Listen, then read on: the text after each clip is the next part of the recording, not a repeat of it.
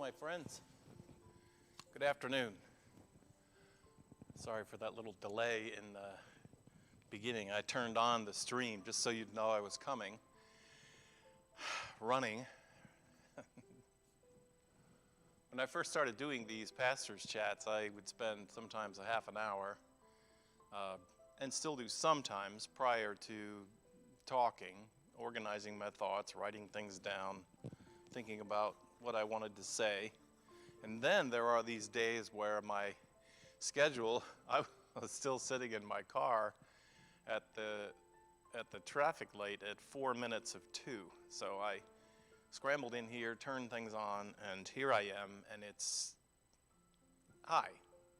I'm Pastor Lou Kilgore. I am the pastor here in the High Mountain Presbyterian Church, located in a physical location here at 730 Franklin Lakes Road in Franklin Lakes, New Jersey.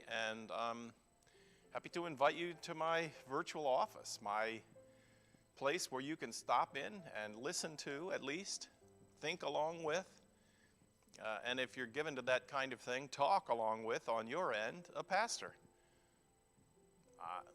Just a pastor. Somebody who does what I do for a living. I meet with people, I talk with them, I share what's happening in their lives and try to help them.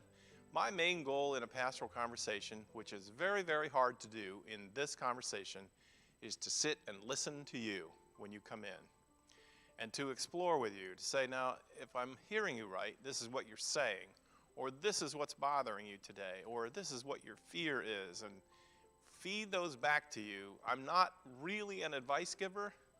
I really try to be a listener. But that's difficult here. So I try to listen to myself.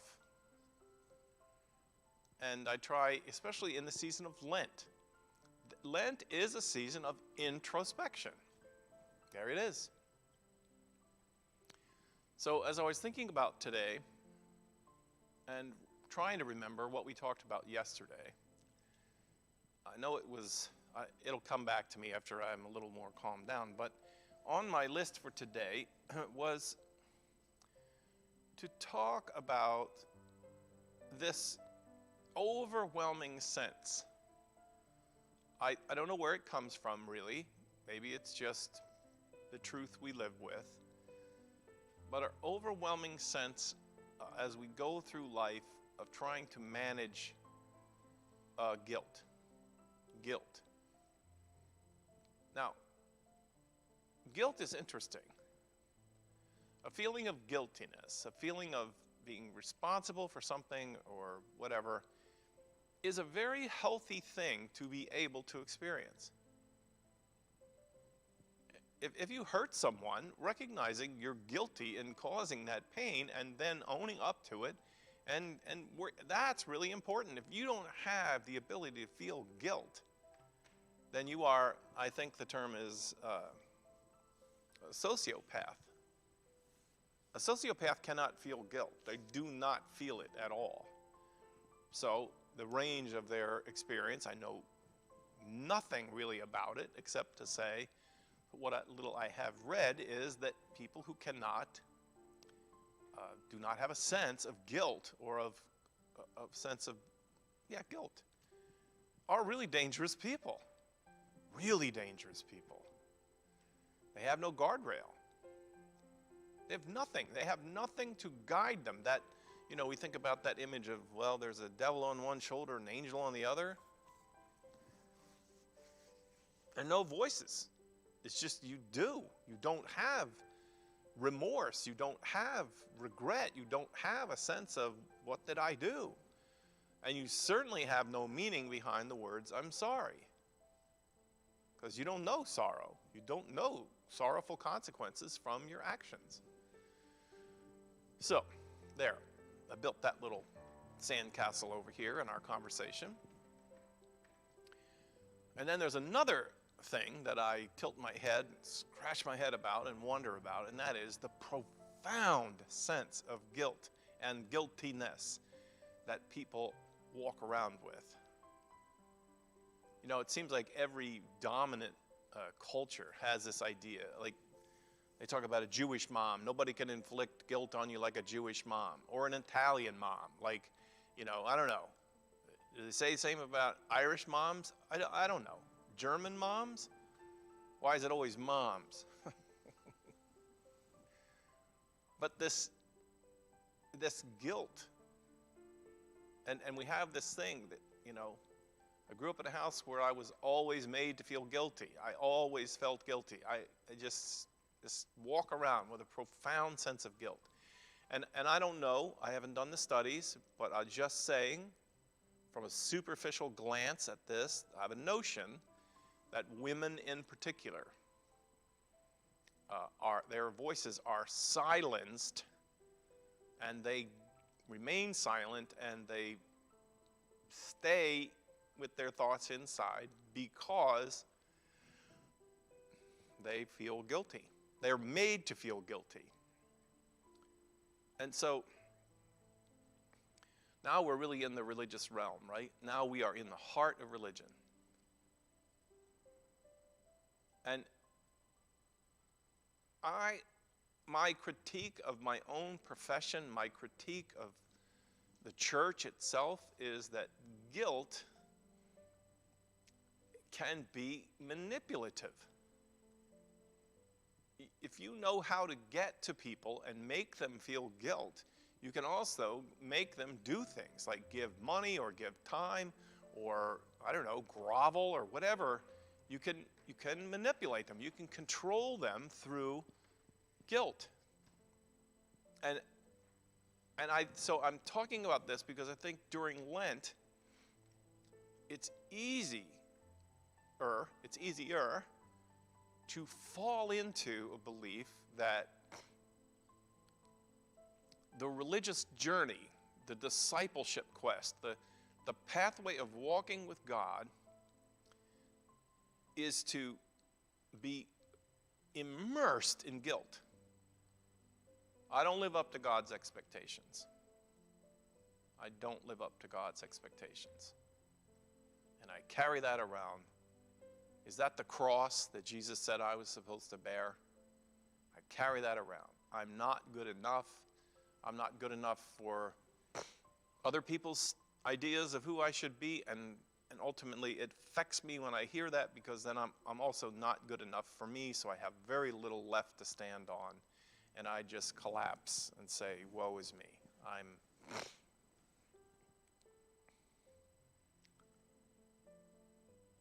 Honestly, the capacity for human beings to feel guilt is part of what makes us human and makes us good people. But the abuse of guilt, parents abuse of kids in order to control them, making them feel guilty for things they have no control over. The government's use of guilt. And then, of course, the creme de la creme is the church. Its use of guilt and abuse of guilt. Now, some people say it's such a terrible problem that they've abandoned the institution of the church altogether, and they've gone looking for other ways to enhance their inner journey and their quest. They want something. And when they say they want a guilt-free journey, they're not looking to be free of responsibility. They're looking to be unburdened from this abuse. In my own tradition, in the Presbyterian tradition, when you look back, when you read, not even all the way back, but you look back to the 16th century, and I have these books in my office, and you can read the theologians, and you realize how in the tradition of St. Augustine, he affected all of the way we understand who we are as human beings. And he started out with this incredible sense of what broken, awful, really awful, awful creatures we are. In our very nature, awful. And he emphasized that negative so that the bright light of God's love and grace would shine in an undeserving way. And look at how magnanimous God is, that God loves worms like us. And in its time, I suppose, I don't know. I don't even know if I want to say what I was going to say. In its time, it was helpful. I think in its time, it was abusive. And, the rise of psychology, the scientific study of the human psyche, is really the only historical pushback on those images. Calvin, who's sort of thought of as the pioneer, the thinking pioneer of what became the Protestant Reformation in Scotland,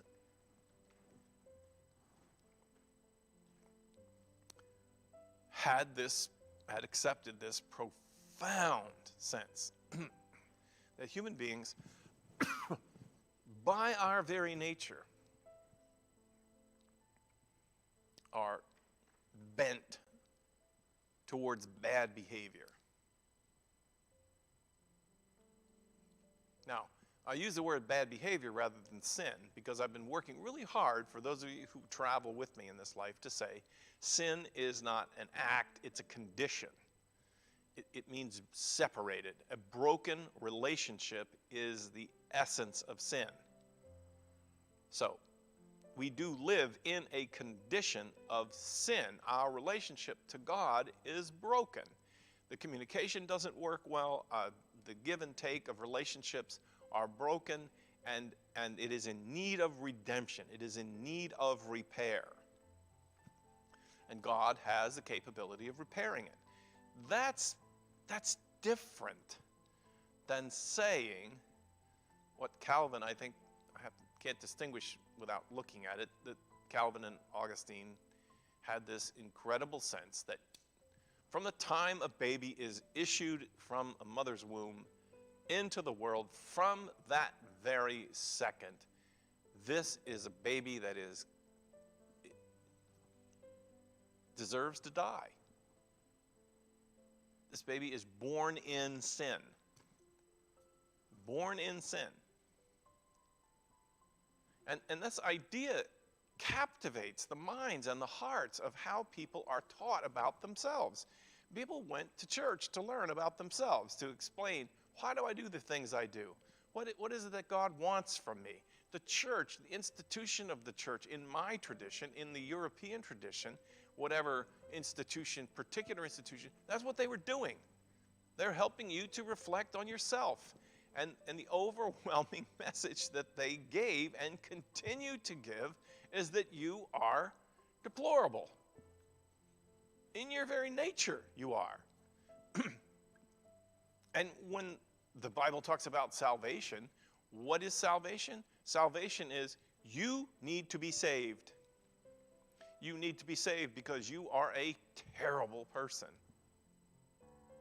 And somebody has to do something, because otherwise, if things were to follow, if justice were to follow its normal course, you will be punished. You will go off to what you deserved from the moment you came into the world. You were born in disgustingness, like a worm, Calvin said.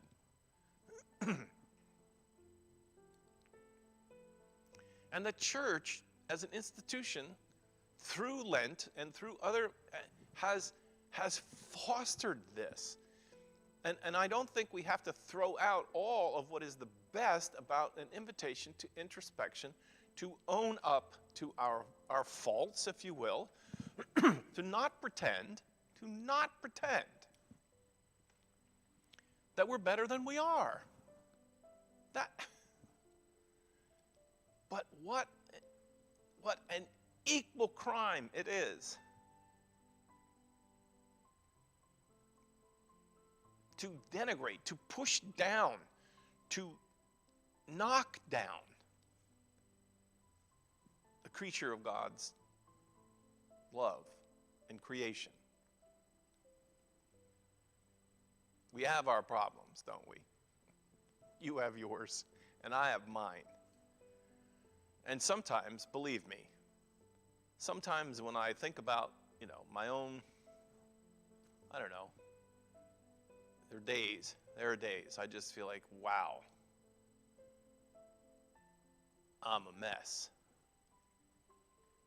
But I don't let that journey into self-assessment run wild. I do not.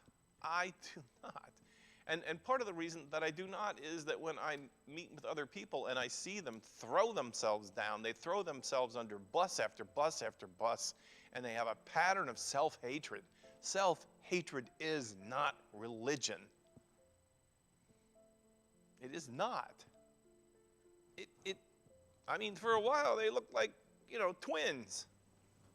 Self-hatred and religion. There are schools that develop in the Christian traditions in various places where people believed that they were so deserving of brutality that they brutalized themselves. They would whip themselves. They punish themselves. People still punish themselves.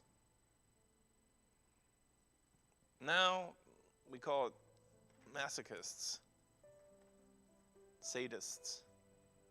Well, sadists are like the ones that like to cause pain for others, and masochists are the ones that like to cause pain for themselves. It's not helpful because it's not true. The scriptures say that human beings are made of the earth. And in that sense, I'm good. That's good. The earth, it's dirty. No, no. No, the earth is the mother of all of life. Earth is warm. It's full of nutrients. It's full of the energy of life. Seeds draw from it. We are earth. It is I want to say earth is not gender neutral. Earth is morally neutral.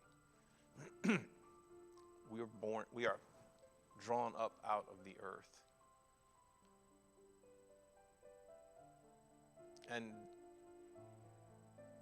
And we are created to live in relationships.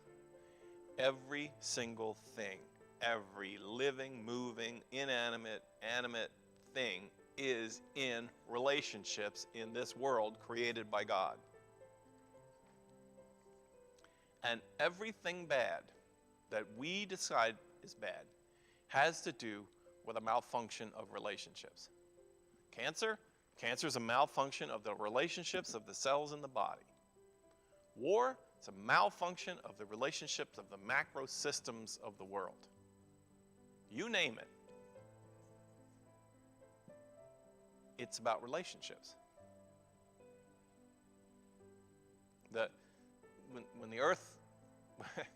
When the earth quakes and fissures open up in the earth, it's because the earth stands in relationship to buildings that then the earth moving knocks buildings down. It's the result of relationships. Everything is related to everything else because this world is created by a God of relationships. Sin actually means broken relationships. It means separation. Paul says that Christ was in the world reconciling the world to God. Now, reconciling is a 3-syllable word. It means bringing things back together. That is the biblical image of our lives. Lent requires a healthier starting place than I think the church has driven people to. It requires, the Lutheran Church, Luther himself will tell you that he believed that progress in the spiritual life was created first when the preacher in particular, he really believed in preaching as a primary way to move you forward in your relationship with God. And he would say that the preacher is to get up and literally to scare the hell out of human beings, to scare them with the threat of an unrepentant life was destined to burn in a fiery hell. And he would describe the consequences of it. He would make it, he loved guilt and he loved fear as manipulators to drive you away from, admittedly, from the really awful things of life. And then he would even convince you that in the end, you were helpless. You know, he used to say, in preaching, you grab them by the collar and you drag them over to the precipice, and just as you're ready to throw them off and to allow to follow what is the consequence of their terrible lives and their terrible motivations, just as they're ready to go over the precipice, you announce the grace and the love of God, which pulls them back, sets them on their feet, and says, now aren't you ready to live your life in gratitude to God for the fact that you are not being punished like you deserve? That's, in one way or another, my friends, that is a predominant image that has ruled the macro story of the Christian's discussion of our relationship to God.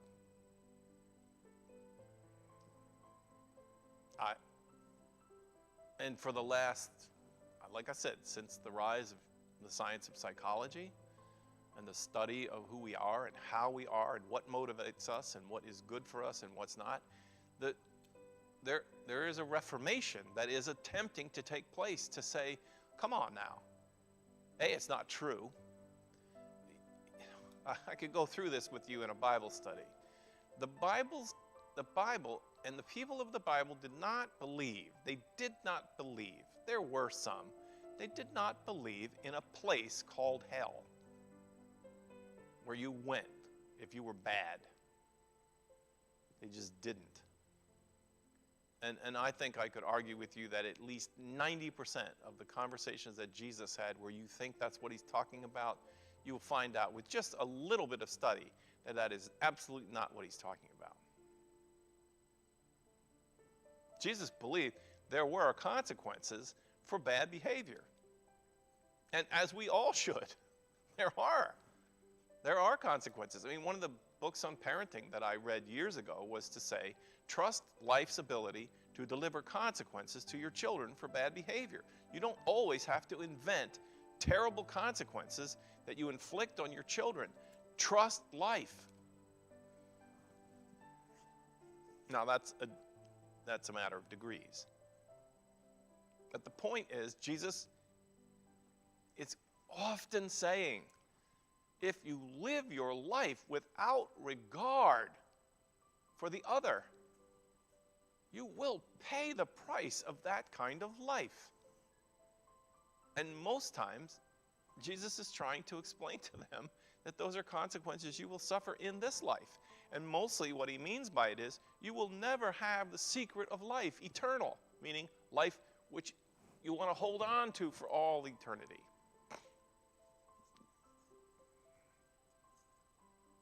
All right, let me see if I can summarize.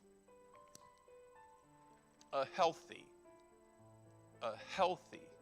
journey in Lent welcomes an honest assessment of our guilt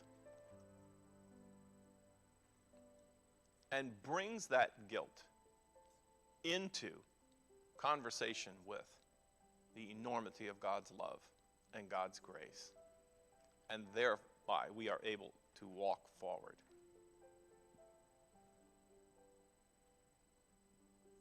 That's Lent. That's the journey of Lent. It is not, shall I say it again, the endless heaping upon ourselves of guilt upon guilt upon guilt just because we feel guilty.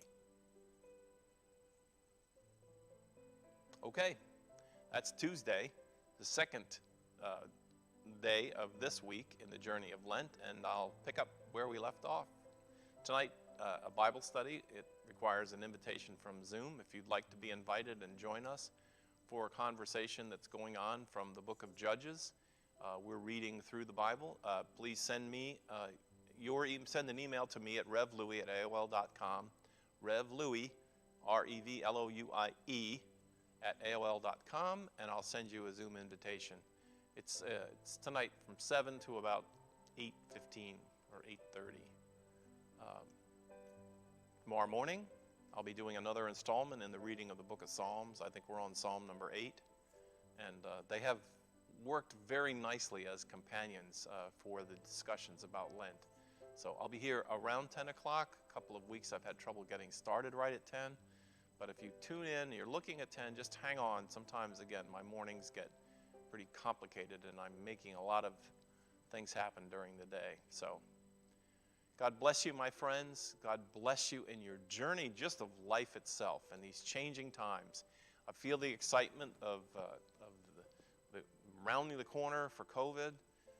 We are doing our choir anthem for Easter. If you haven't signed up for that, please let us know. It's not too late. You can still get in. Again, send me an email that you want to participate through a virtual choir. And I hope God blesses you. I hope God blesses you throughout this day, whatever it is you're facing, good. If you're welcoming wonderful sense of the fresh air and able to celebrate it, good for you. But I pray God's blessing upon you leads to you being a blessing to others. Thanks for coming today. Bye.